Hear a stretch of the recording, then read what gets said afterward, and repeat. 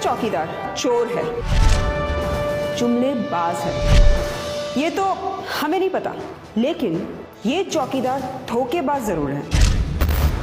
सत्ता पाने के लिए चौकीदार चिल्लाया घोटाला घोटाला घोटाला, 2G घोटाला, कोयला घोटाला, कॉमनवेल्थ घोटाला, लेकिन हुआ क्या?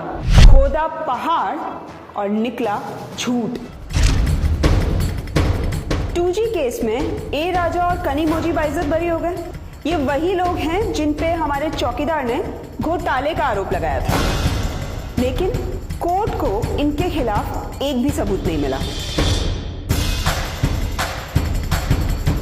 क्या आपने कभी सोचा है कि हमारे चौकीदार को ये घोटाले का गड़बड़ घोटाला करने की जरूरत क्यों पड़ी?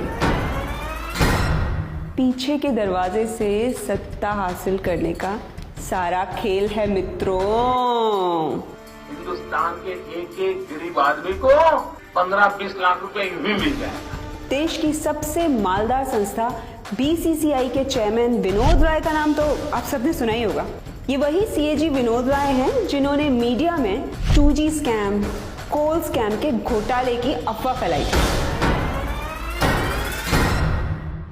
राय साहब के झूठे आंकड़ों ने ही दी थी हमारे चौकीदार को सत्ता के ताले की चाबी, और बदले में विनोद राय जी को बना दिया गया BCCI का चीफ।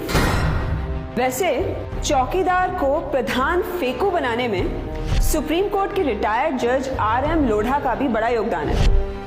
लोढ़ा साहब ने भी चौकीदार की राजनीतिक दुकान सजाने में बड़ी मदद की।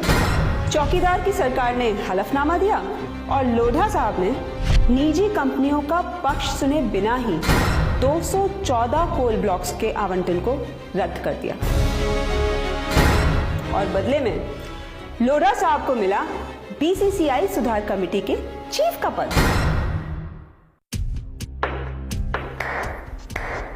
यानी BCCI की मलाई विनोद राय की तरह लोढ़ा साहब ने भी खाई। मिस्टर चौकीदार, ये पब्लिक है, सब जानती है। सत्ता में बने रहने के लिए चौकीदार ने CBI का भी जमकर उपयोग किया।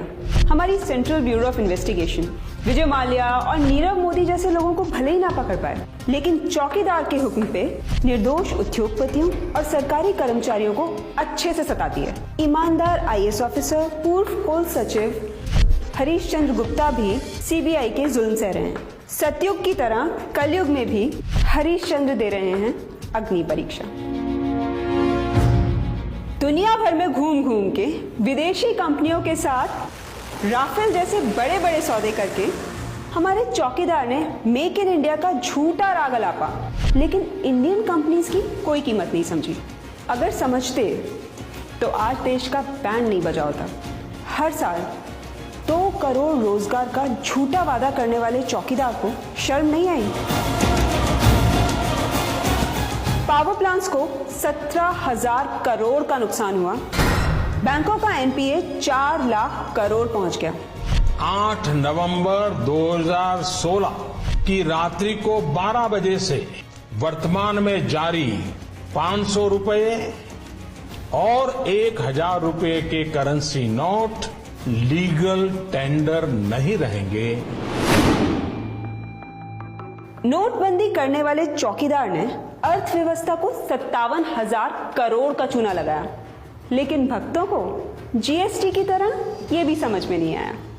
क्या आपको चाहिए ऐसा चौकीदार जो तानाशाही का मुरीद हो और अपने फायदे के लिए देश की ही लुटिया डुबो दे? समझ जाइए मिस्टर चौकीदार, जनता सिखाएगी सबक अब की बार। अब नहीं आएगी आपकी सरकार।